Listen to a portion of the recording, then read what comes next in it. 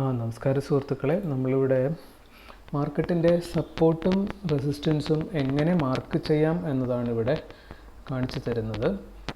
അപ്പോൾ നമ്മളിപ്പോൾ നോക്കിക്കഴിഞ്ഞപ്പോൾ SBI monthly chart എടുത്തു കഴിഞ്ഞാൽ അതൊരു അപ്വേർഡ് ട്രെൻഡ് നടത്തിക്കൊണ്ടിരിക്കുകയാണ്.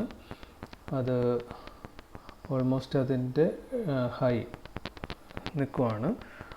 അപ്പോൾ ഇതിൽ നമ്മൾ സപ്പോർട്ടും റെസിസ്റ്റൻസും വരയ്ക്കാൻ പോവുകയാണ്. അതിന് വേണ്ടിയിട്ട് നമ്മൾ 15 മിനിറ്റ് ക്യാൻഡിൽ വന്നിട്ടായിരിക്കും സപ്പോർട്ടും റെസിസ്റ്റൻസും നമ്മൾ വരയ്ക്കുന്നത്.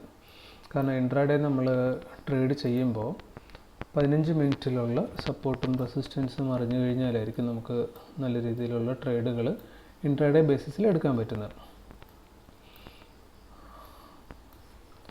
അപ്പോൾ നമുക്ക് കുറച്ച് സപ്പോർട്ട് ലൈൻസും റെസിസ്റ്റൻസും ഇവിടെ ഒന്ന് മാർക്ക് ചെയ്യാം. അതിപ്പോൾ ഞാൻ ചെയ്യുന്ന രീതി നമ്മളിവിടെ കാണിക്കുന്നത് ഇങ്ങനെയാണ്. 2 അതിലധികമോ തവണ ഒരു പർട്ടിക്കുലർ ഏരിയയിൽ പ്രൈസ് വന്ന് റിജക്റ്റ് ആകുന്ന സ്ഥലങ്ങളാണ് നമ്മൾ പൊതുവെ മാർക്ക് ചെയ്യാറുള്ളത്.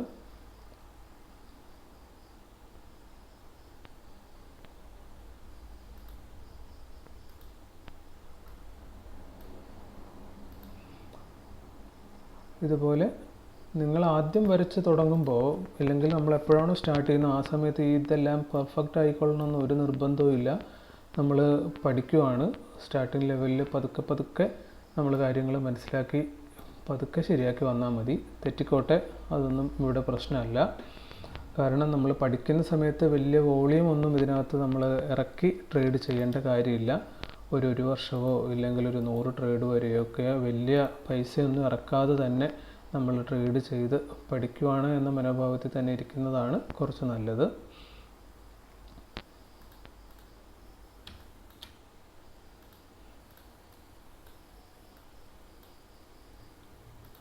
അപ്പോൾ ഞാൻ സാധാരണഗതിയിൽ സപ്പോർട്ടും റെസിസ്റ്റൻസും ഇങ്ങനെയാണ് മാർക്ക് ചെയ്യാറുള്ളത്.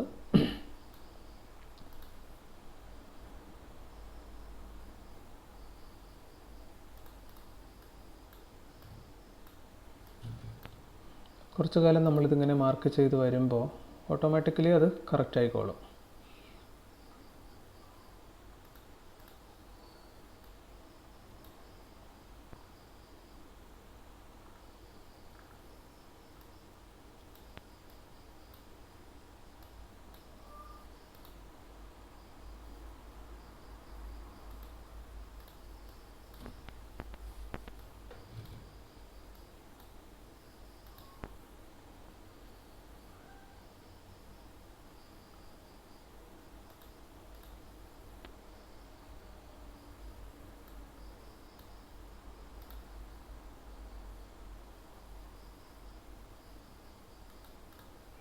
നമ്മളിപ്പോൾ കുറച്ച് ലൈൻസ് മാർക്ക് ചെയ്തത് ഇവിടെ ഇത്രയും ഭാഗം കണ്ടിട്ടാണ് നമ്മൾ മാർക്ക് ചെയ്തേക്കുന്നത്. ഇത് ബാക്കിലേക്ക് നമ്മൾ നോക്കുമ്പോൾ നമുക്കറിയാൻ പറ്റും.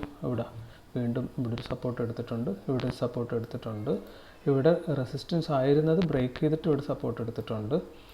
അതേപോലെ തന്നെ ഈ ലൈൻ നമ്മൾ അവിടെ നോക്കിയിട്ട് മാർക്ക് ചെയ്തതാണ്. പക്ഷേ അത് ഇവിടെ വന്നപ്പോഴത്തേക്കിന് നമുക്ക് കാണാൻ പറ്റുന്നുണ്ട് ഇത് താഴെ പോയതിന് ശേഷം ഇതിന് ബ്രേക്ക് ചെയ്യാനായിട്ട് ശ്രമിക്കുന്നുണ്ട്, പക്ഷേ പറ്റുന്നില്ല. സോ അതൊരു ഇമ്പോർട്ടൻറ്റ് ലൈനായിട്ട് പിന്നിലേക്കും ഹിസ്റ്റോറിക്കൽ ചാർട്ടിലേക്ക് അത് ആക്ട് ചെയ്യുന്നുണ്ട്. ഇതിവിടെ ബ്രേക്ക് ചെയ്തിട്ട് ഇവിടെ സപ്പോർട്ട് എടുത്തു, ഇതിവിടെ സപ്പോർട്ട് എടുത്തു. അപ്പോൾ വൺസ് ഒരു സപ്പോർട്ടിനെ ബ്രേക്ക് ചെയ്താൽ പിന്നീട് അത് റെസിസ്റ്റൻസായി മാറുന്നത് നമുക്ക് ഈ ചാർട്ടിനകത്ത് കാണാൻ പറ്റും. അതുപോലെ തന്നെ സപ്പോർട്ടിനെ ബ്രേക്ക് ചെയ്യുമ്പോൾ അത് റെസിസ്റ്റൻസ് ആകും, റെസിസ്റ്റൻസിന് ബ്രേക്ക് ചെയ്ത് കഴിയുമ്പോൾ അത് പിന്നീട് സപ്പോർട്ടായി മാറുന്നതും കാണാൻ പറ്റും. അപ്പോൾ ഈ ചാർട്ടിനകത്ത് കുറച്ച് കാലം നമുക്കൊരു എക്സ്പീരിയൻസ് വന്നു കഴിഞ്ഞാൽ അത് നമ്മളുടെ കോൺഫിഡൻസ് ഒക്കെ കൂടുന്നതിനനുസരിച്ച് വേണം നമ്മൾ നമ്മുടെ ട്രേഡിംഗ് ക്യാപിറ്റൽ കൂട്ടേണ്ടത്.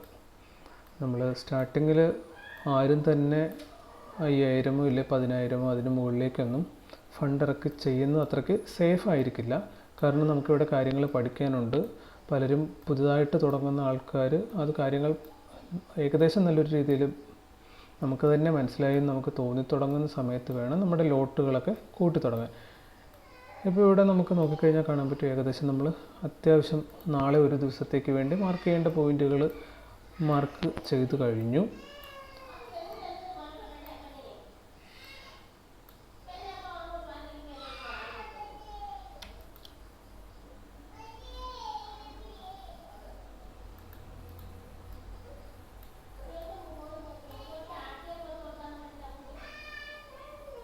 അപ്പോൾ നമ്മൾ ഈ വീഡിയോ ഇവിടെ വെച്ച് സ്റ്റോപ്പ് ചെയ്യുകയാണ്. ഇതിപ്പോൾ ഏകദേശം നിങ്ങൾക്ക് കാര്യങ്ങൾ മനസ്സിലായിട്ടുണ്ടാകും. ഇനി ബാക്കി വരുന്ന മുറയ്ക്ക് നമുക്ക് അടുത്ത ദിവസങ്ങളിലായിട്ട് കൂടുതൽ കാര്യങ്ങൾ മനസ്സിലാക്കാം. Okay, thank you.